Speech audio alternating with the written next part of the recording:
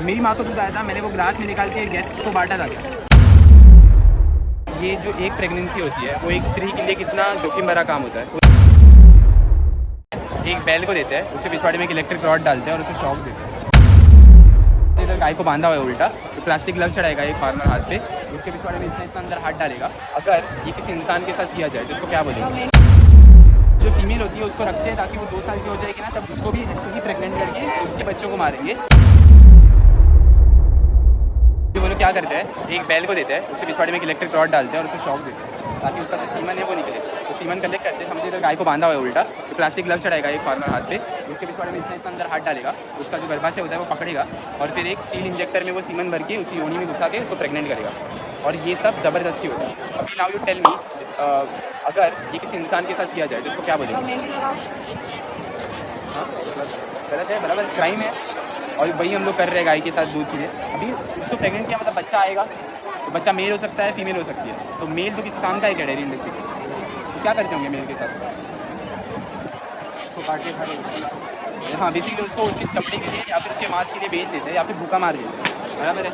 और जो फीमेल होती है उसको रखते हैं ताकि वो 2 साल की हो जाएगी ना, तब उसको भी ऐसे ही प्रेग्नेंट करके उसके बच्चों को मारेंगे। फीमेल्स को रख देंगे ताकि फीमेल जो यूज़ होती है ना, तो बाद में उनका दूध निकालेंगे। तो आपको ये सही लगता है क्या? नहीं राइट। आप मुझे बताओ, ये जो एक प्रेगनेंसी होती है वो एक स्त्री के लिए कितना जोखिम भरा काम होता है। पूरा शरीर बदल जाता है। हम लोग गाय को हर साल प्रेग्नेंट करते हैं, उसका बच्चा होता है ना, वो 3 महीने में फिर से प्रेग्नेंट कर देते हैं, क्योंकि अभी अगर प्रेग्नेंट किया तो अगले साल बच्चा आएगा और एक प्रोसेस कंटिन्यू रहना चाहिए। और जो बच्चा आता है उसको उससे मिलने भी नहीं देते। तो आपको सही लगता ही है? और ये 5 बार होने के बाद 4-5 बार होगा तो उसका दूध आना कम हो जाएगा, फिर उस वक्त वो एक नुकसान हो जाएगा फार्मर के लिए। तो वो क्या करता होगा फिर गाय के साथ? सस्ते पे गाय देखिए आपने, उधर वो कैसे पहुँचती है? वही गाय होती है जिसका दूध आपने किसी ना किसी डेयरी प्रोडक्ट के दूध खाया होगा, वो अभी उधर है क्योंकि वो यूजलेस है फार्मर। उधर उनका रोड एक्सीडेंट होता है या फिर उन लोग प्लास्टिक खा के मर जाते हैं। कई बार आपने भैंसें देखी है रास्ते पे? भैंस देखी है? भैंस उतनी ही दिखती है जितनी गाय दिखती है, नहीं है, क्योंकि भैंसों को काटना हर स्टेट में लीगल है। हर जगह पे भैंस को काट सकते हैं, गाय को नहीं काट सकते। तो वो लोग रास्ते पे आते हैं। भैंस को काटने में जो भी हमारे पास दूध आता है ना, 80% भैंस का होता है। सारी भैंसें जाती है कटने।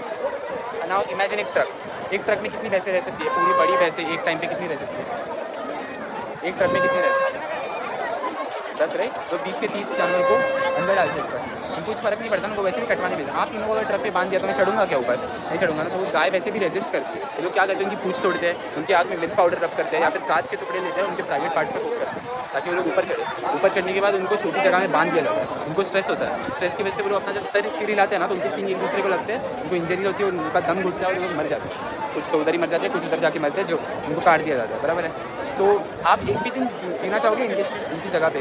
गाय भैंस की ज़िंदगी एक भी दिन जीना चाहोगे? आपको क्या लगता है नेचर में गाय भैंस कितने साल जीती होगी? 18 से 25 साल। और डेयरी इंडस्ट्री में मैक्स टू मैक्स 8 साल। क्योंकि तभी उनका दूध आना कम हो जाता है और उनको कहाँ पे बेच देते हैं? कतल खाने में या फिर रास्ते पे डाल देते हैं। और आपने कभी बीफ फार्म देखा क्या? कोई बीफ फार्म, ऐसी कोई जगह है जहाँ पे गाय भैंसों को बीफ के लिए कोई बड़ा कर रहा है इंडिया में? ऐसी कोई जगह होती है क्या जहाँ पे गाय भैंसों को कोई बड़ा कर रहा है बीफ के लिए? नहीं राइट। सिर्फ डेयरी फार्म होते हैं और कतल खाने होते हैं। और इंडिया बीफ एक्सपोर्ट में कौन से रैंक पे होगा? आप नहीं, सेकंड पे अभी होगा। अभी होगा थोड़ी दिन में, अभी सेकंड पे। तो अगर हमारे पास बीफ फार्म है ही नहीं, कोई गाय भैंसों को बीफ के लिए बड़ा नहीं कर रहा है, तो इतनी सारी गाय भैंसें कट के कैसे मिल रही है? मतलब जो डेयरी इंडस्ट्री में जो गाय भैंसें दूध देना बंद कर देती है, वही सारी बीफ इंडस्ट्री में जाके कट के बाहर जाती है। तो डेयरी इंडस्ट्री रेडीमेड गाय भैंसें प्रोवाइड करता है कटने के लिए बीफ इंडस्ट्री को कोई मेहनत करने की जरूरत नहीं। बीफ और डेयरी ऐसे चलते हैं इंडिया में, बीफ, डेयरी और लेदर। तो अगर डेयरी इंडस्ट्री नहीं होगी तो बीफ इंडस्ट्री बचेगी ही नहीं। बचेगी क्या? अगर ये लोग खुद गाय भैंसों को बड़ा ही नहीं कर रहे तो कैसे बचेगी? बराबर है। तो आप मुझे बताइए गलत है? पर आप मानते हो कि आप जब डेयरी प्रोडक्ट्स लेते हो तब आप इसी के लिए पैसा देते हो, बराबर है। तो आपको कौन सी चीज़ रोक रही है डेयरी प्रोडक्ट्स ना लेने से? आप आज से डिसाइड कर दो कि ये सब हो रहा है, गलत है।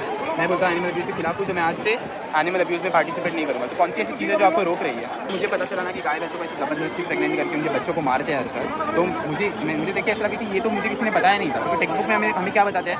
Cow gives us milk. तो क्या ये सच है? नहीं रे, हम चुरा रहे हैं ना उससे दूध। तो उसका दूध हमारे लिए है क्या? गाय का दूध किसके लिए होता है?